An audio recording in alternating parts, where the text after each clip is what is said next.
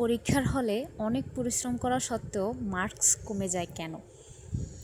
আজকে আমরা জানব সেই সাধারণ ভুলগুলো যেগুলো এড়িয়ে চললে বা এড়িয়ে গেলে তোমার রেজাল্ট অনেক ভালো হবে।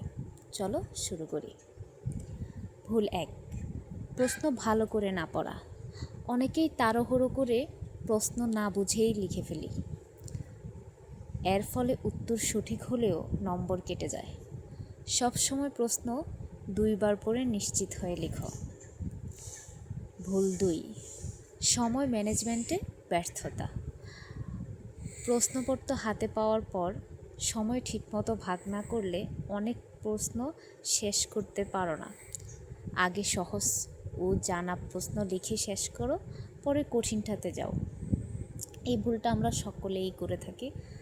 যেগুলো পারি সেগুলা বেশি করে লিখি, দেখা যায় 1-1.5 পেজটা করে লিখতে থাকি, পরে দেখা যায় যে অন্যগুলো আমরা এই সময়ের কারণে দিতে পারি না।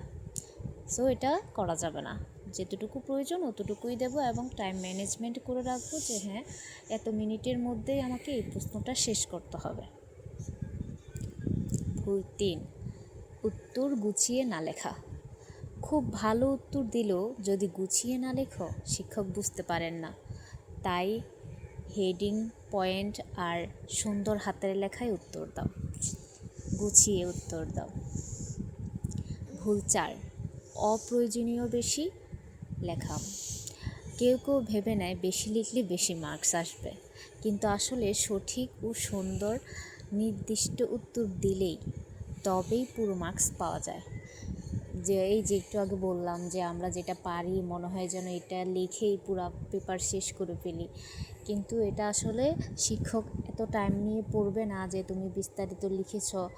শিক্ষক এটা দেখবে না যে তুমি কত পেজ লিখেছ। শিক্ষক এটা দেখবে যে তুমি মূল পয়েন্টটা লিখতে পারছো কিনা। যদি তোমার 1-2 লাইনের মধ্যে মূল পয়েন্টটা পেয়ে যায় তাহলে শিক্ষক তোমাকে মার্কস দিতে বাধ্য। সো অপ্রয়োজনীয় লেখা যাবে না, যেটা শুধু প্রয়োজনীয় ওইটাই লিখতে হবে। ভুল 5, রিভিশন না করা।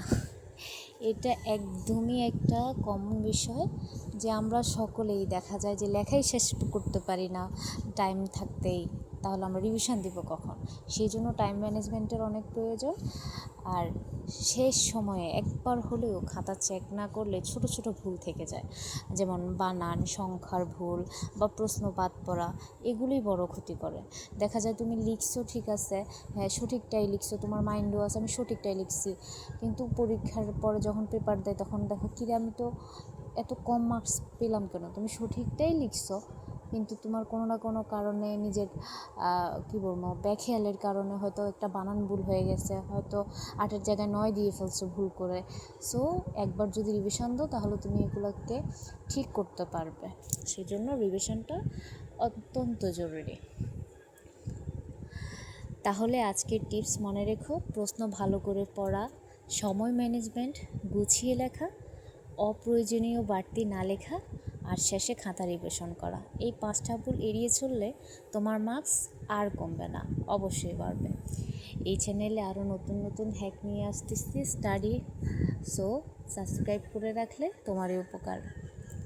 আসসালামু আলাইকুম, ভালো থাকো সবাই।